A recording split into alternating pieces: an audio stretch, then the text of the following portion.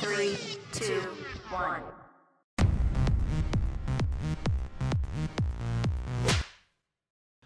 So I wanted to do a video on the spin of the earth and how it should wreak havoc on a sport like tennis. Now, some of you may or may not know, I have a pretty extensive tennis background, played for about 25 years now, played in college, played some lower level pro stuff, even as recently as this last year when I traveled to Japan.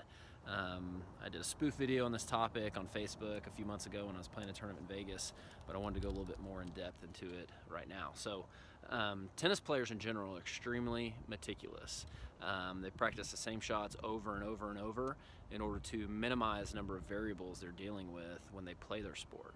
Now, of those variables, they could be things like wind, they could be things like the speed of the court, humidity, altitude, even the brand of the ball will change the way a player may approach the way they prepare for a match.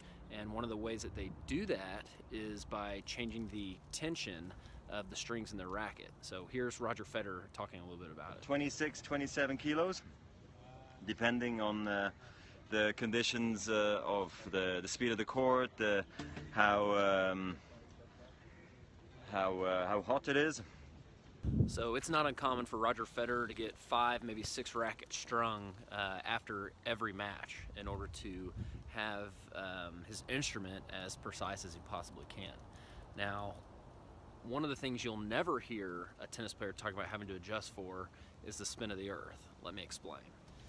Now, scientists and teachers will tell you that our lack of experience of a sensation of spin is a lot like tossing a ball in a moving car at a constant speed, but that's actually only half of the equation.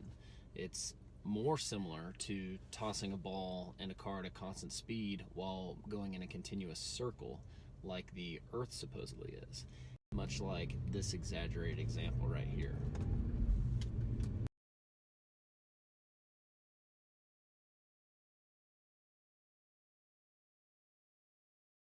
So you can obviously see how the ball is affected by circular motion of the car.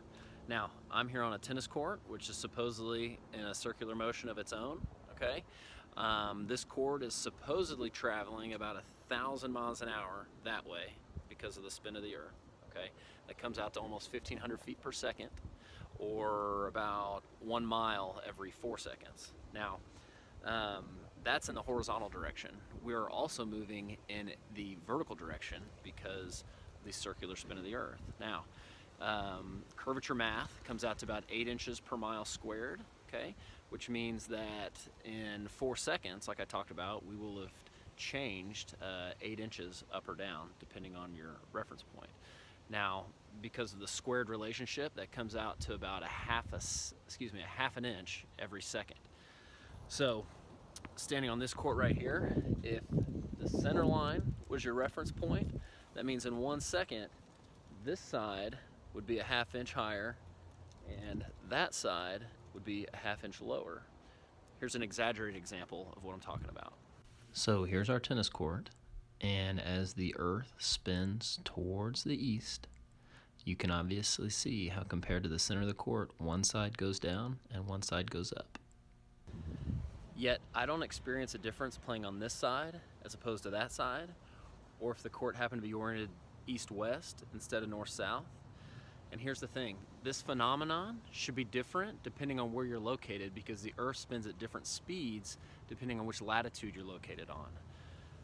Yet you don't hear about the Minnesota Golden Gophers tennis team going down and struggling against the Miami Hurricanes because the speed of the earth is 40% faster in Miami than it is in Minneapolis. In closing, Rafael Nadal can't go back out on the court until the labels on his water bottles are adjusted the way he likes it. Dominika Cibulkova can tell you where the tennis balls are from based on the way that they smell. These guys are unreal at what they do, and they are as tuned in as any athlete or scientist for that matter into the variables that affect their craft and their environment. And the spin of the earth simply isn't one of them.